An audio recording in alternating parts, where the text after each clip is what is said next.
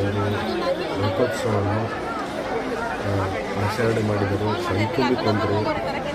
ಬಹಳ ವಿಜೃಂಭಣೆಯಿಂದ ನಡೆಯುತ್ತೆ. ನಾವು ಕೂಡ ಮಲ್ಲೇಶ್ವರಮ್ಮ ಹೋಗಿದ್ವಿ.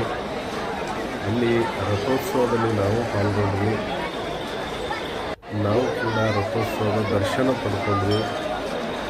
ಆ ರಥೋತ್ಸವದಲ್ಲಿ ಪಾಲ್ಗೊಂಡು ನಾವು ಕೂಡ ಸಂಭ್ರಮಿಸಿದ್ವಿ. ಶಿವರಾತ್ರಿಯ ಆ ಕಾಡು ಮಲ್ಲೇಶ್ವರ ದೇವಸ್ಥಾನ ದೇವರ ಅನುಗ್ರಹ ನಾವು ಪಡ್ಕೊಂಡ್ವಿ. ನಿಮಗೆಲ್ಲರಿಗೂ ಆ ಅನುಗ್ರಹ ಇರಲಿ. ನೀವೆಲ್ಲರೂ ಸಬ್ಸ್ಕ್ರೈಬ್ ಮಾಡಿ, ಲೈಕ್ ಮಾಡಿ, ಒಂದು ನಮಸ್ಕಾರ ಮಾಡ್ಕೊಳ್ಳಿ.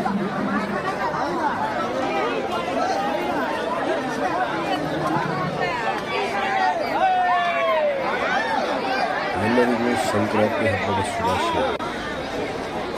ಭಾಳ ವಿಜೃಂಭಣೆಯಿಂದ ನಡೆಯಿತು. ನಾವು ಯಾವ ವರ್ಷ ನೋಡಿರಲಿಲ್ಲ, ಯಾವತ್ತೂ ಅಲ್ಲೆಲ್ಲ ಕೇಳ್ತಾ ಇದ್ವಿ. ಪ್ರತಿ ವರ್ಷ ಶಿವರಾತ್ರಿಯ ಮರುದಿವಸವೇ ಈ ಹಬ್ಬ ನಡೆಯುತ್ತೆ.